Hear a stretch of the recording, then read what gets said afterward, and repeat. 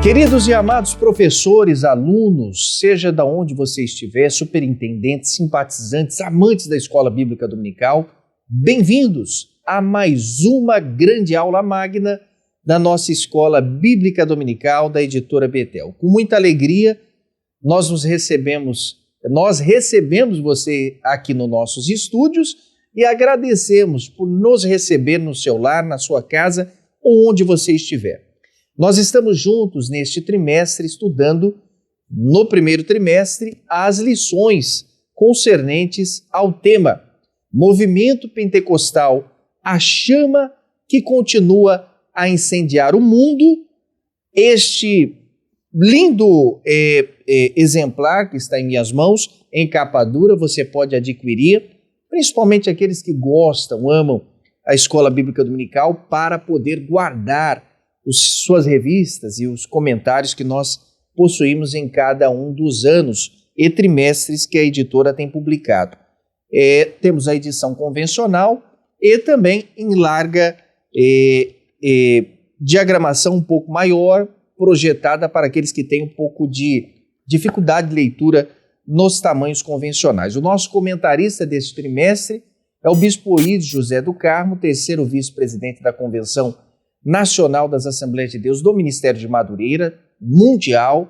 Nós estamos também tendo o privilégio de termos comentando o presidente da CONEMAD de Goiás, que é a Convenção Estadual dos Ministros das Assembleias de Deus do Ministério de Madureira em Goiás, pastor presidente da Assembleia de Deus em Goiânia, Campinas, é o bairro local, uma igreja ampla, cheia de pessoas extremamente gabaritadas, que amam a Escola Bíblica Dominical, estão empenhadas. Um abraço a vocês, querida igreja de Campinas, Goiânia.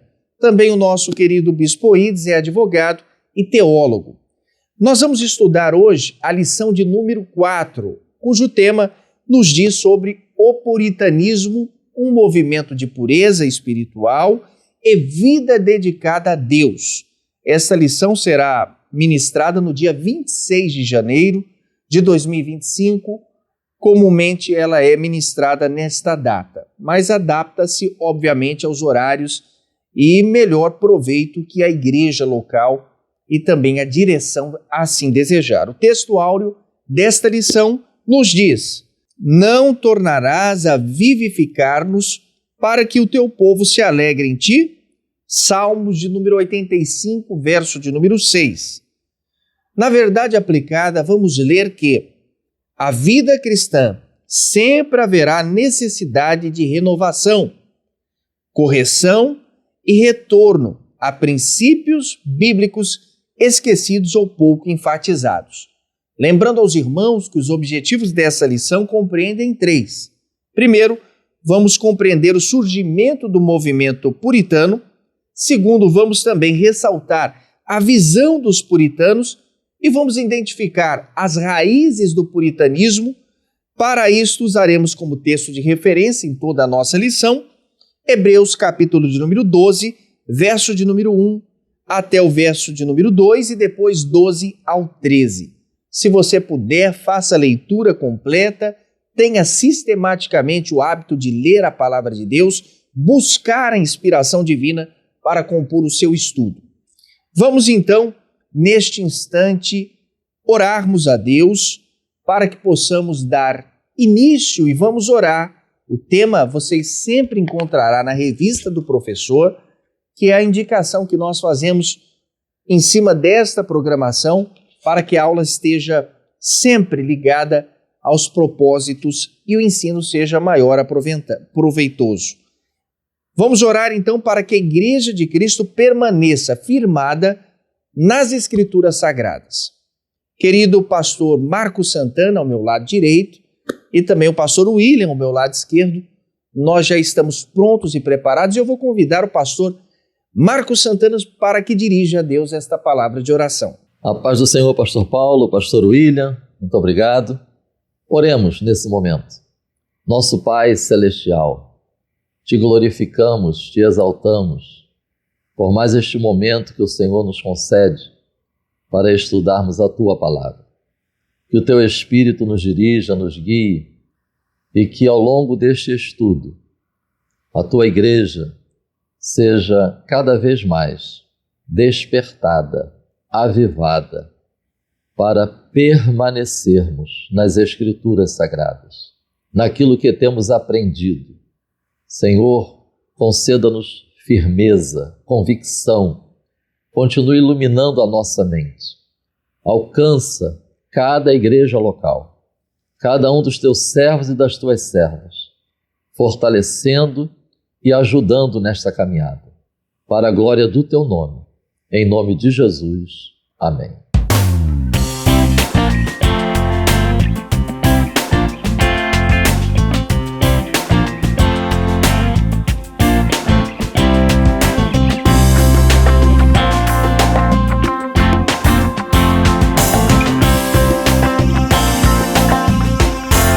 A editora Betel não produz ou disponibiliza as revistas em formato digital. Nós disponibilizamos todo o material de Escola Bíblica Dominical exclusivamente em formato impresso, a fim de que todo o conteúdo que preparamos com muito carinho para você seja melhor aproveitado.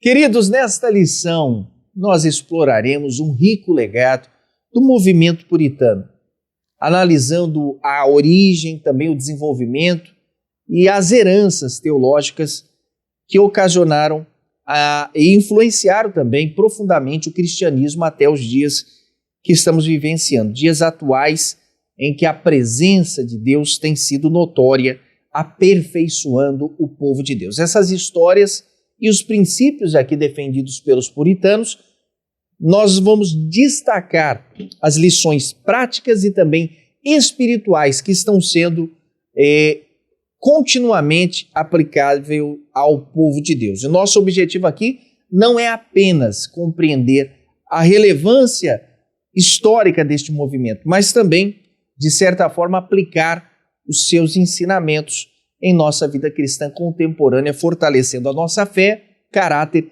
e compromisso com os princípios bíblicos aqui estabelecidos. O ponto de partida é Jesus nos purifica de todo pecado.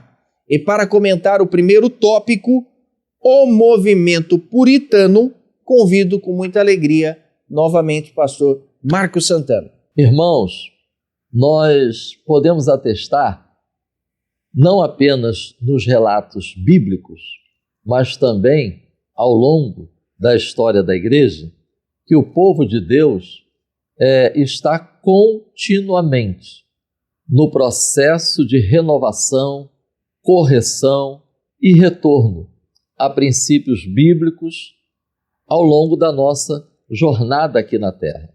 A lição de hoje, ela retrata mais um desses momentos. Antes, porém, creio ser interessante nós estarmos pontuando que já ainda no primeiro século, ou seja, ainda no período apostólico da igreja, isso nós podemos atestar na Epístola aos Hebreus, capítulo 10, versículos 24 e 25. A igreja, ela já estava precisando ser admoestada, exortada quanto à necessidade do retorno e perseverança em relação a alguns aspectos práticos da vida cristã. O estudo da lição de hoje, ele vai tratar de, como eu disse, mais um período da igreja, marcado pelo surgimento de mais um movimento que procurou aprofundar as reformas da igreja.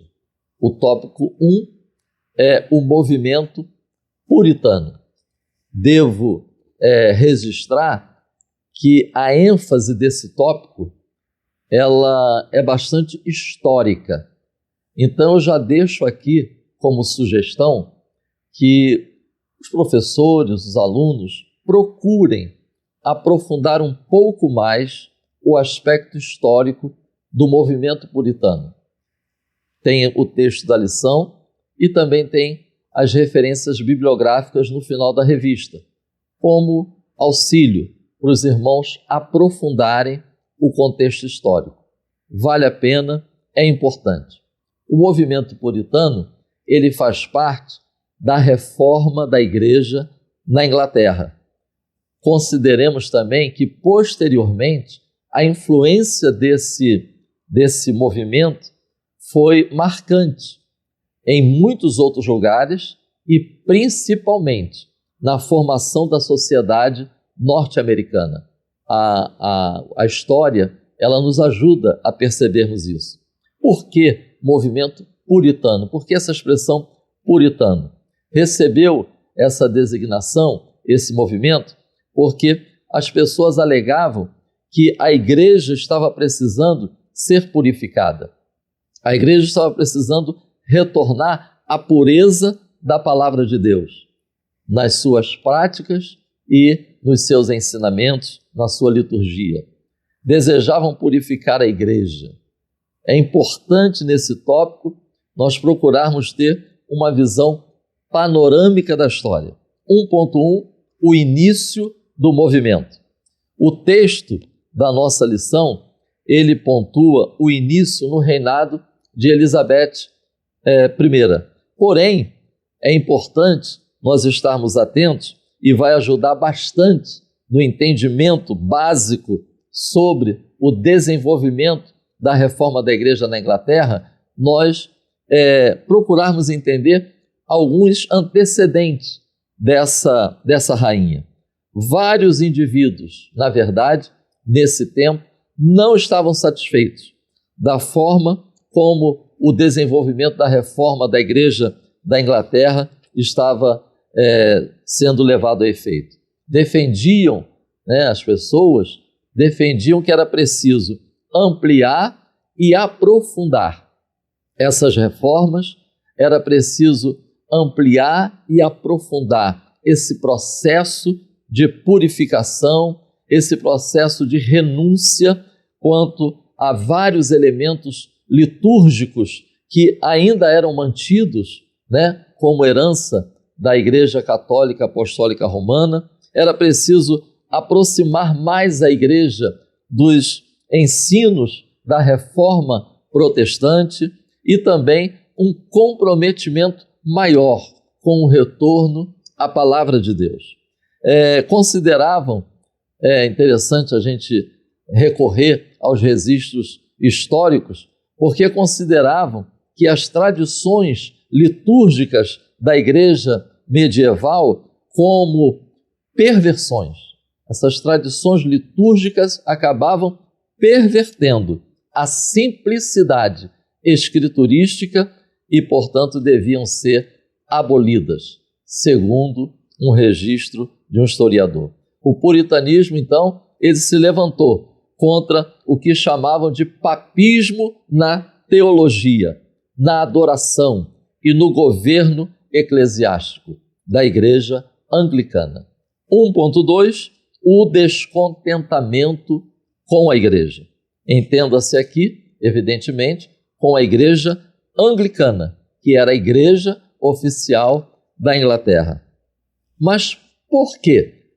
É importante levantar essa questão. A Igreja Anglicana era acusada de não ter se distanciado mais da Igreja Católica Romana.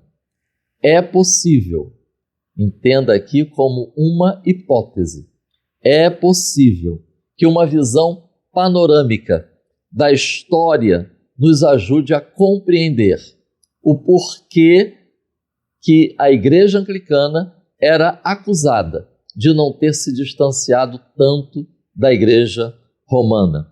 O conhecido historiador Justo Gonzalez, em sua obra sobre a história do pensamento cristão, eu recomendo àqueles que puderem adquirir essa obra, ele inicia o capítulo sobre este período pontuando que a reforma na Inglaterra se formou por meio de um processo complicado. Ou seja, o próprio historiador, e de peso esse historiador, ele reconhece que foi um processo complicado. Foi marcado, irmãos, de forma relevante por eventos políticos e atividades de reis. Vamos retornar a Henrique VIII, que reinou de 1509 a 1547. Ele começou o reinado, portanto, após 125 anos da morte de Wycliffe, que nós já vimos sobre Wycliffe na lição passada. Ou seja, mais de um século depois de Wycliffe, ainda não era tão perceptível na igreja os frutos das sementes lançadas por Wycliffe. O ponto marcante do reinado de Henrique VIII foi a questão de um novo casamento. Isso é muito conhecida, essa história, retratado até em documentários na televisão e filmes, e a resistência por parte da Igreja Romana em aceitar esse novo casamento, consequentemente originando aí a Igreja Anglicana. Após Henrique VIII, esse processo da reforma na Inglaterra passa também por Eduardo VI. Ele procurou dar continuidade ao processo de reforma iniciado por seu pai. Mas, logo após Eduardo VI, só subiu ao trono na Inglaterra Maria. Ela assume o trono e aí há um retrocesso no processo da reforma. Inclusive, muitos tiveram que deixar a Inglaterra e foram viver no exílio por conta da perseguição de Maria e essa insistência dela de querer retornar ao catolicismo romano. Após Maria, nós chegamos então a Elizabeth, 1558 a 1603. E aí ela retomou o processo da reforma. Interessante que um aspecto, é que ela conduziu esse processo procurando agradar ao maior número possível de súditos, ou seja, para não ficar alimentando discordâncias que já vinham sendo alimentadas, principalmente nos dois últimos reinados que a precederam. Porém, muitos não aceitavam essa maneira dela agir sem querer bater de frente com outras ideias, porque defendiam que a reforma na Inglaterra deveria ser mais ampla e aprofundada. É nesse período de Elizabeth, com essa política de procurar abraçar, agradar e receber o maior número possível, é que muitos que estavam no exílio retornam para a Inglaterra. Resultado, esses que estavam no exílio e retornaram, eles vinham com a mente fervilhando das ideias de Zwinglio e Calvino, ou seja, aprofundando mais ainda o entendimento da necessidade de uma reforma mais radical. Algumas reflexões eu deixo aqui para os irmãos sobre esse período. É fundamental que as reformas ou renovação na igreja sejam resultado da ação da palavra de Deus na mente dos discípulos e da ação do Espírito. Não tanto com o resultado das circunstâncias pessoais, não tanto como resultado das conveniências, não tanto como resultado da política, mas um sincero anseio de vivenciar mais profundamente os princípios bíblicos. E por último, 1.3, o cuidado com o indivíduo. Aqui nós podemos destacar a importância do indivíduo aplicar princípios bíblicos, não somente na adoração na igreja ou em um evento promovido pela igreja, mas também quando em família e na sociedade. Isso é um ponto positivo do movimento puritano. Eles enfatizavam o fervor no modo de vida cristã. Eram radicais quanto à necessidade de separação do mundanismo. Interessante que quando a gente observa esses aspectos, nós lembramos do início, principalmente, das Assembleias de Deus aqui no Brasil, quando era bastante enfatizado essa questão da separação, essa questão do fervor. Champlin, em sua enciclopédia, ao tratar do movimento puritano, ele destaca, entre outros aspectos, a vida comunal e o senso de responsabilidade. Não era permitido que o cristão vivesse só para si. Cada indivíduo é responsável diante de sua comunidade e igreja local. Que o Espírito Santo continue nos esclarecendo, nos despertando para, a começar por cada um de nós, estarmos a cada dia nos aprofundando mais em Deus, nos aprofundando mais em Cristo, procurando sermos cheios do Espírito, para não sermos contaminados pela frieza, pelo indiferentismo, pelo comodismo espiritual. Para a glória de Deus, até que Cristo venha. Amém. Pastor Marcos Santana, muito obrigado pela sua contribuição. O senhor nos ensinou que o puritanismo sedimentavam a necessidade da pureza e retidão do indivíduo, da igreja e da sociedade. Vamos então abordar neste momento o tópico de número 2, onde trataremos um movimento visionário. Querido pastor William Barros, companheiro, que vai também trazer a sua participação. A parte do senhor pastor Paulo Ricardo, pastor Marcos Santana e a cada um de vocês que assiste agora essa aula Betel. Meus irmãos, nós já aprendemos sobre a história dos puritanos, vimos várias coisas importantíssimas aqui com o pastor Marcos Santana no tópico 1, falando sobre o movimento puritano, e a gente finalmente entra no tópico 2. Uma coisa que o professor pode observar é que enquanto que o tópico 1 vai se basear bastante na questão da história, na origem, o tópico 2 vai abranger essa história, mas mostrando os conceitos, a visão, o que eles praticaram. E isso é importante, essa diferença do tópico 1 para o tópico 2 é importante justamente para o professor ir aplicando ao aluno os conceitos e como são importantes para a nossa vida no dia a dia da nossa prática cristã. O nosso tópico 2 vai começar mostrando 2 aspectos importantes nesse movimento visionário, como está no título do tópico 2, que é o homem como instrumento da vontade divina e, a partir disso, se torna um crente como instrumento de mudança na sociedade como um todo. Então, essa é a visão do nosso tópico 2. É a visão que vai trazer o puritanismo, a ideia de que cada homem precisa se tornar um instrumento divino, porque foi para isso que ele nasceu. Ele nasceu para ter relacionamento com Deus, e sendo assim, ele deve ser um instrumento da vontade de Deus. E sendo um instrumento da vontade de Deus, esse ser humano será um instrumento de mudança na vida social como um todo. Pessoas, a sociedade vai permear a política, a economia, os costumes. Todas as áreas da vida humana serão tocadas e transformadas pelo poder do Evangelho a partir de homens e mulheres consagrados a Deus, que vivam autenticamente a palavra de Deus. Então, essa é a base do que nós vamos aprender aqui no nosso tópico 2. O tópico 2.1 vai começar de imediato falando sobre a evangelização. E esse foi um romper naquele tempo, justamente essa volta à pregação genuína do Evangelho.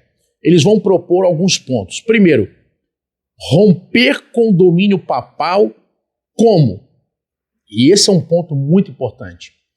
Esse rompimento com o domínio papal, com o autoritarismo que se via justamente através do conhecimento bíblico. O conhecimento bíblico, o conhecimento divino, o conhecimento salutar da palavra de Deus, o conhecimento cristocêntrico, ele é libertador. Toda vez que alguém quer dominar o outro ou dominar uma massa, você pode ver, os regimes autoritários são assim. Eles dominam o conhecimento. Eles amordaçam o pensamento contraditório. Eles reprimem o pensamento livre. O evangelho dos puritanos, pregado pelos puritanos, vai propor justamente essa quebra, esse romper do jugo papal através do conhecimento de Deus, do conhecimento da palavra de Deus. E logo a partir disso nós vamos ver um desdobramento, que é o segundo ponto que eu trago aqui nesse tópico 2.1, que é o quê? A ideia de que o movimento foi muito importante nesse aspecto, numa época onde muitas pessoas não sabiam ler e escrever, ou seja, o evangelho, entender a Bíblia, ler a palavra de Deus, poder entender a pregação, poder entender o culto, vai justamente levar muitas pessoas a despertarem para a necessidade de aprender a ler e escrever. A Reforma Protestante teve um papel fundamental nesse aspecto, de levar as pessoas a buscar conhecimento. Não um conhecimento que leva a pessoa a se desviar de Deus, não um conhecimento que leva as pessoas a se perder. Não, é justamente o contrário. Quando nós vemos em dias atuais pessoas que estudam, que aprendem, entre aspas, e se desviam da fé, é sinal de que esse conhecimento não foi verdadeiramente um bom conhecimento. Ela, infelizmente, muitas vezes foi semeada em terra que não era terra boa. O verdadeiro conhecimento de Deus, o conhecimento da palavra de Deus, liberta pessoas para viverem a liberdade do cristianismo, do evangelho, a libertação do jugo do pecado, a libertação para ter uma vida nova, a libertação para cada ser humano ser o templo do Espírito Santo e, através disso, se tornar um agente transformador na sua sociedade. Então, essa foi uma contribuição muito importante nesse aspecto. Com a chegada da reforma, muitas pessoas tiveram interesse de aprender, de estudar, de crescer, de saber ler e escrever, coisas que para nós podem ser trivial, comum, naquele tempo não era. E o Evangelho trouxe esse grande benefício para a sociedade como um todo. Uma terceira coisa importante nesse tópico 2.1 ainda é que vai despertar também o movimento puritano, despertar no crente o interesse de estudar ele mesmo diretamente a palavra de Deus. Ou seja, é importante estar na EBD, é importante estar no culto da igreja, e nesses cultos você come a colher com a mão de outro. Alguém lhe serve. Mas isso não deve substituir quando a pessoa come com a própria mão. Como ela faz isso? Quando ela estuda a Bíblia, quando ela lê a palavra. Todo crente deve ler a Bíblia toda em um ano, por exemplo. Todo crente deve ter o prazer de meditar na palavra, ensinar a seus filhos em casa. O avivamento não começa na igreja, o avivamento começa em casa. Da pessoa poder, ler a Bíblia, entender a palavra. A família ler pelo menos um livro por mês, fora a Bíblia, um bom livro. Ter um hábito da leitura, tudo isso é muito salutar. Ou seja, é importante, e o movimento puritano vai despertar no crente daquela época o interesse genuíno de estudar a Bíblia. E não apenas agora acompanhar homilias, acompanhar leitura de sermões prontos em missas, em cultos frios, mecânicos, artificiais. E um outro aspecto importante ainda para frisar aqui no tópico 2.1 é que a ideia de que todo homem salvo deve conhecer a Deus. Todo homem salvo deve conhecer a Deus. Ou seja, conhecer a Deus, o interesse, a sede de conhecer a Deus, a sede de conhecer a vontade de Deus, a sede de buscar a Deus é uma característica de saúde espiritual. Pessoas fervorosas demonstram interesse na oração. Pessoas fervorosas demonstram interesse no jejum. Pessoas fervorosas demonstram vontade, interesse de estar no culto para adorar o Senhor. Pessoas fervorosas, elas demonstram interesse em que outras pessoas recebam o mesmo evangelho e sejam salvas também. Ou seja, se há uma contribuição do movimento puritano nessa questão da evangelização, é que cada um de nós, hoje, nessa aula, se faça as perguntas difíceis. Por exemplo, eu convido alguém para ir na igreja domingo? Ou me conformo de ir sozinho? Ou apenas levar minha família? Qual foi a última vez que de verdade você se preocupou em que alguém fosse no culto com você? Qual foi a última vez que você ligou para alguém, chamou, mandou uma mensagem no WhatsApp? Qual foi a última vez que você orou por isso? Jejuou, vou jejuar para aquela pessoa, quando eu convidar ela não resistir, que o Espírito Santo toque nela. Qual foi a última vez que você fez isso? Qual foi a última vez que você viu alguém que você convidou ir na frente e você poder ir junto e essa pessoa confessar a Jesus como Salvador? Qual foi a última vez que você evangelizou? O nosso tópico 2.2 vai seguir na sequência com a pregação expositiva. E aqui vai nos despertar para outros ensinamentos importantes aqui. Qual? A conclusão da reforma na visão puritana, ela dependia basicamente de que as pessoas recebessem toda a palavra de Deus. Toda a escritura é importante. E eles vão basear essa premissa na ideia de que precisa se expor toda a Bíblia. Toda a Bíblia é importante. E sendo assim, toda a Bíblia deve ser pregada, toda a Bíblia deve ser ensinada, toda a Bíblia deve ser entendida e aprendida. E aqui é um alerta, inclusive, para nossos dias. Muitas pessoas acabam acumulando doutrinas favoritas ou textos prediletos, enquanto que a Bíblia deixa claro que toda escritura é importante. Toda escritura é necessária. Toda escritura, ela se completa uma na outra. Você não consegue estudar sobre o arrebatamento ou sobre a volta de Jesus apenas com uma passagem. Você não pode ler apenas 1 Coríntios capítulo 15, 51 ou 58, ou 1 Tessalonicenses capítulo 4, 13 ao 18. A Bíblia tem cerca de 1527 alusões ao arrebatamento, só no Antigo Testamento. A Bíblia vai falar da volta de Jesus no Antigo Testamento 1527 vezes, 318 no Novo Testamento. A volta de Jesus está em toda a Bíblia. Ou seja, não dá para você ler só um texto. Você precisa entender que toda a Bíblia é importante. Existem ensinamentos sobre oração, sobre jejum, existem ensinamentos sobre graça e tantos outros princípios fundamentais para a vida cristã que você vai precisar percorrer a Bíblia toda. E precisa se entender os textos bíblicos. Essa é uma contribuição muito importante. Nós não podemos transformar a Bíblia numa caixinha de promessas, ler apenas o que nos interessa ou então apenas o que a gente acha que tem promessa de Deus para a nossa vida. Nós precisamos receber toda a Bíblia. Já parou para perceber como tem gente que está na igreja, que tem anos de crente e vergonhosamente, nunca leu a Bíblia de Gênesis e Apocalipse. É uma vergonha. Na sequência, nós vamos ver também a ideia, dentro da pregação expositiva, de que o principal papel do pastor é o ensino e a pregação do Evangelho. Irmãos, nós sabemos que em muitas comunidades, em muitos lugares, os pastores, como eu e como outros, se desdobram em tarefas múltiplas. Assistência social a pessoas que precisam. Trabalho de construção. Muitos pastores têm que, como diz aí fora, entre aspas, se virar nos 30. Tem que fazer serviço de pedreiro, de pintor, fazer isso, fazer aquilo, e está no culto à noite. E muitos irmãos nossos ainda trabalham em empresas. Muitos irmãos são empregados e chegam, às vezes, de tarde em casa e vão tomar um banho e correr para a igreja. Muitos pastores têm uma vida bem difícil e precisam estar lá com um sorriso no rosto. Mas a gente precisa entender uma coisa. A principal função do pastor não é pedreiro. A principal função do pastor não é construtor. Você pode ver, existem igrejas que a primeira coisa que o pastor te mostra quando você chega lá é construção, é obra. Irmãos, nossa principal missão é almas. O pastor da igreja, pregador sempre vai ter na igreja, mas o pastor é o doutrinador, o pastor é o pregador. Ele precisa estar lá, precisa estar preparado.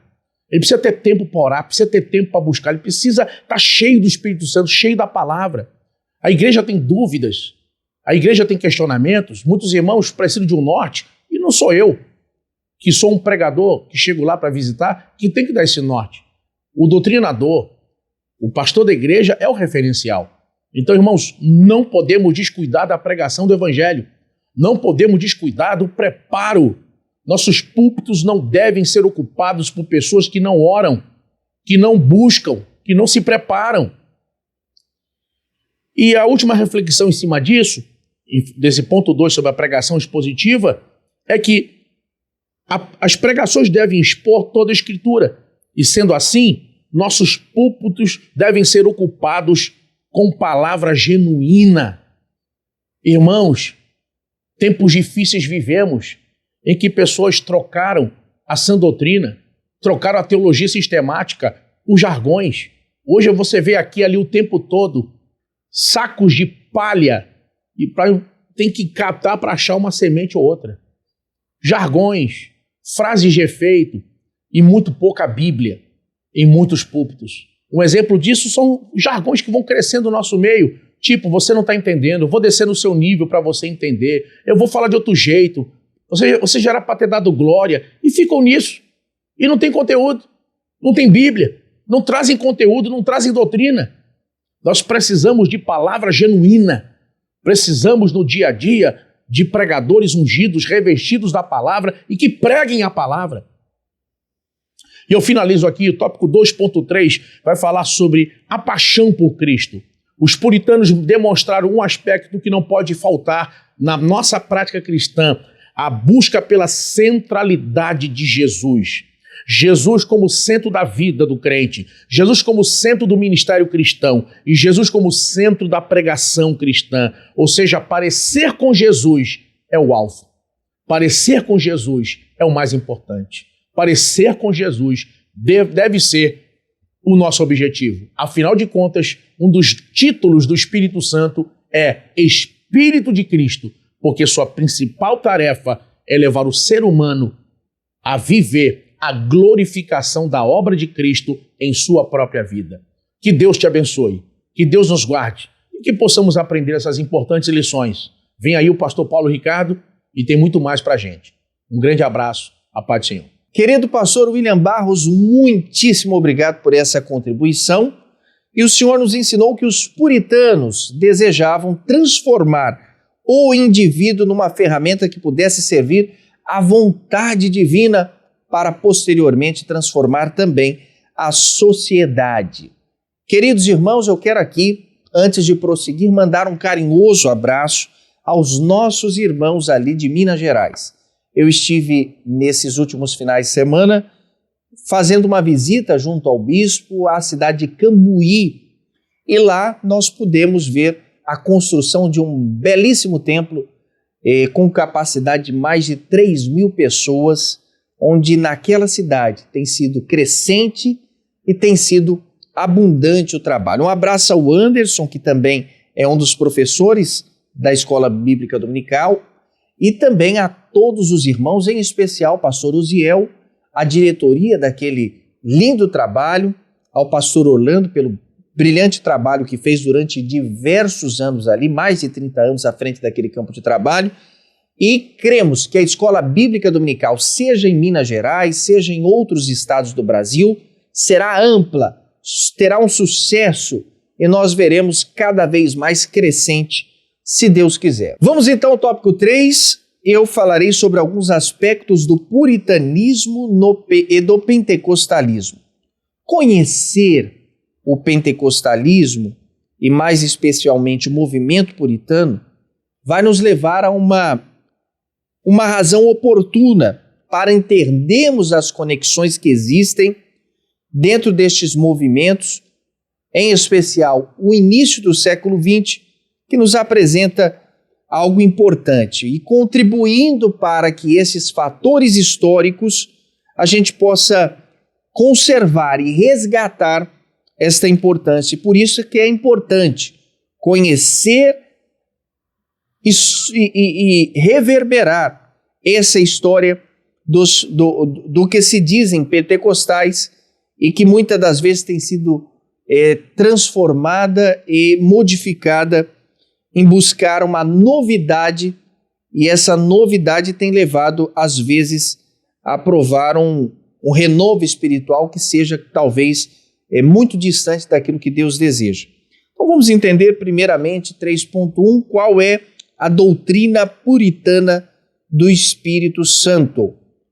Essa doutrina puritana, ou pentecostalismo, como conhecemos, é resultado de uma série de movimentos que hoje é fruto de uma trajetória que inclui as influências marcantes do puritanismo.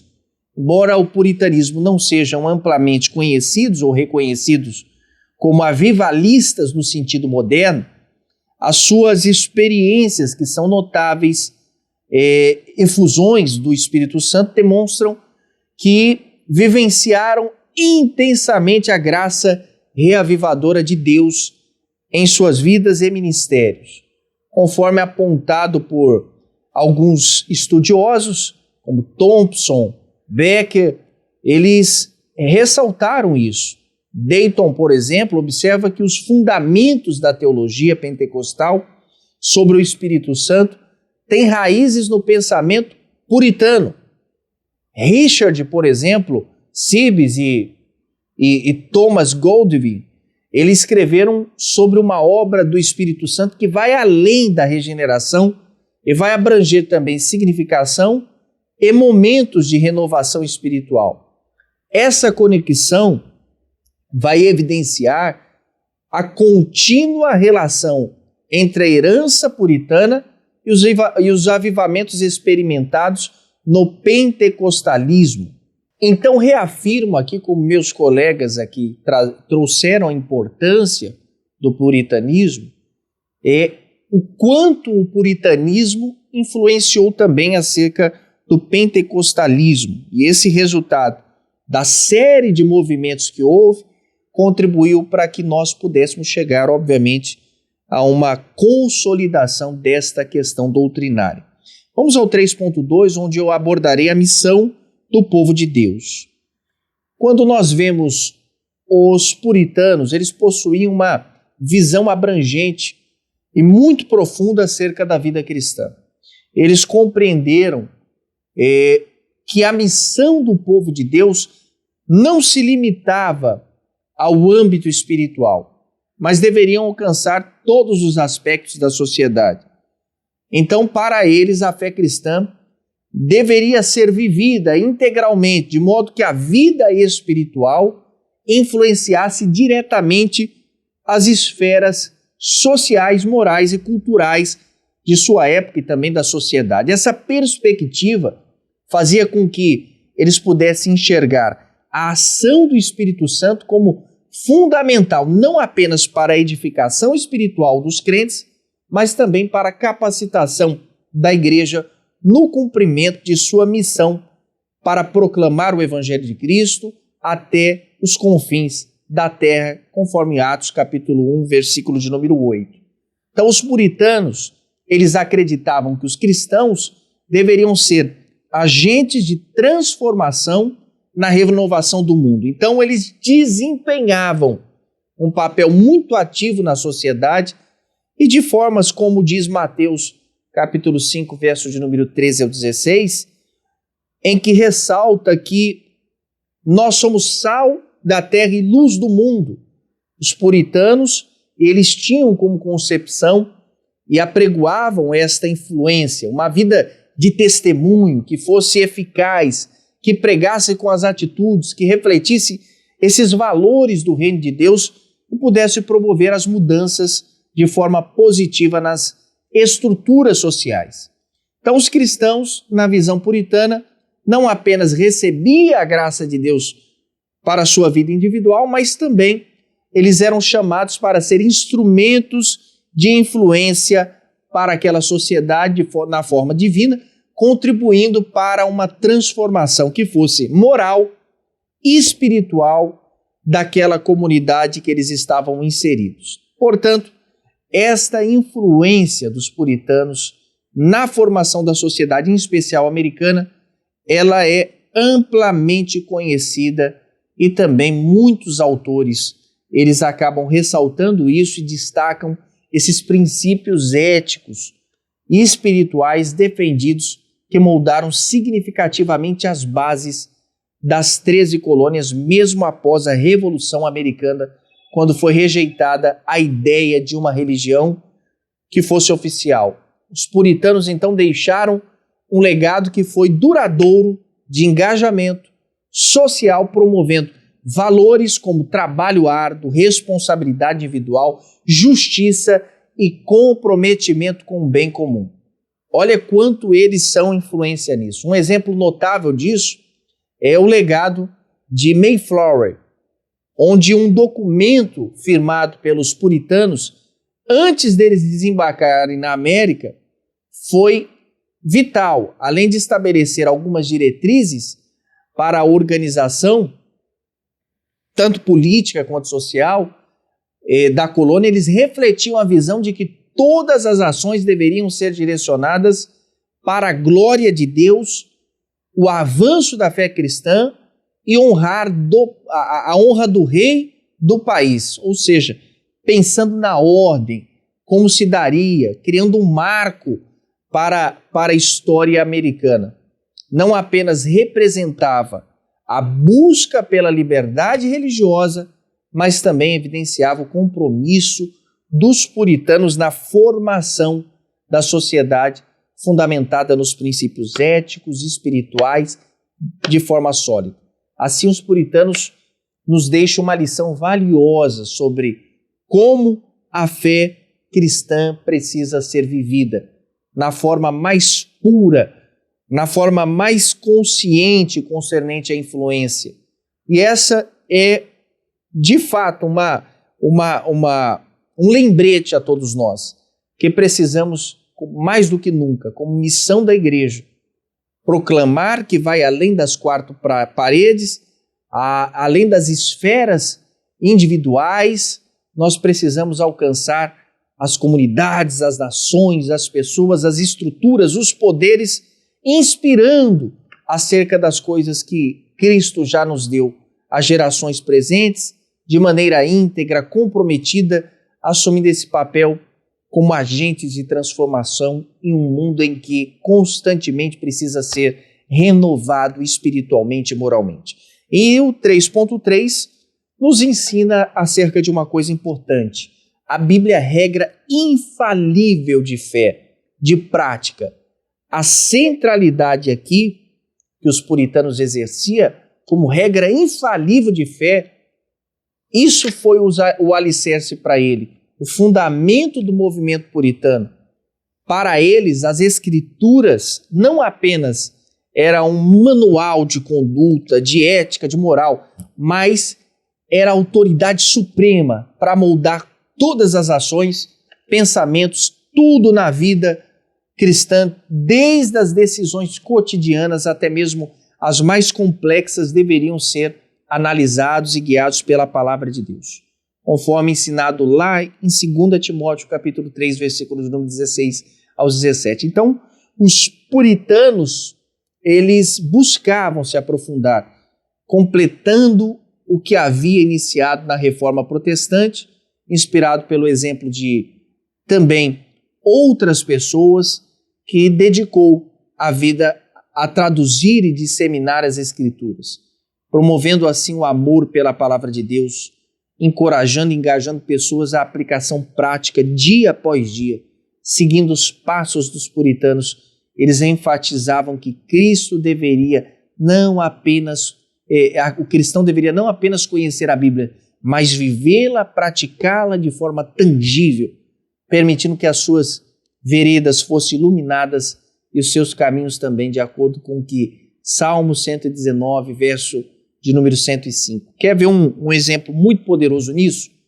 A devoção de Jonathan Edwards, que frequentemente chamado por muitos como o príncipe dos puritanos. Roger Wilson vai escrever que, como um teólogo, Edwards, ele combinava a erudição e a piedade em um equilíbrio singular. Ou seja, ele demonstrava que era possível ser profundo, estudioso das Escrituras, enquanto também permanecesse dependente do Espírito Santo, e essa combinação não apenas enriqueceu a vida espiritual, mas também permitiu transformar inúmeras vidas e glorificar o nome do Senhor Deus por intermédio desse ministério. O legado, então, puritano nos desafia hoje a mantermos, primeiro, a Bíblia como centro da nossa fé prática. Em tempos que são marcados pela distração, desvio doutrinário, relativismo, nós somos chamados a renovar a nossa vida com amor e obediência às Escrituras Sagradas, permitindo que ela seja a fonte inesgotável, inquestionável de orientação das nossas vidas. E esse é o compromisso que nos aproxima de uma fé genuína, de uma caminhada cristã, que reflete a glória de Deus em todas as áreas da nossa existência. Eu ensinei que a história dos puritanos nos ensina a amar a Bíblia como única regra de fé e conduta. Eu concluo então nesta lição que o movimento puritano nos mostra que somente a dependência do Espírito nos faz voltar aos princípios bíblicos porventura esquecidos, reforça os aspectos cristãos que vivenciamos e nos dá discernimento espiritual para não sermos confundidos e preservarmos no fervor e no serviço do Senhor. Queridos irmãos, aula maravilhosa que nós juntos aqui podemos desfrutar. Eu gostaria de pedir a você que está nos ouvindo, nos assistindo, que curta, comente, compartilhe para o máximo de pessoas que você puder. Se inscreva em nosso canal e será uma oportunidade ímpar para que juntos possamos sempre fazer a Escola Bíblica Dominical ser a melhor e a maior escola do mundo, tá bom? Vamos orar então e eu convido para nesta oração final pastor William Barros para que orem a Deus por todos nós. Oremos, meus irmãos, que Deus possa nos abençoar e que esta aula possa ser uma realidade em nossa vida, que possamos viver a palavra e sermos um instrumento transformador na sociedade. Senhor, nós louvamos o Teu nome com esta palavra que aprendemos. Pedimos, ó Deus, que seja, ó Deus, um aproveitamento melhor nesse domingo, já que é uma aula tão importante. Ó Deus, ajuda os professores que têm uma tarefa difícil pela frente, se esmerarem em aprender muitos fatos relacionados à história da igreja, do cristianismo, e tirar tantas pérolas, tantas lições preciosas para passar aos seus alunos. Ó Deus, que seja o melhor aproveitamento e Teu nome seja glorificado, em nome de Jesus.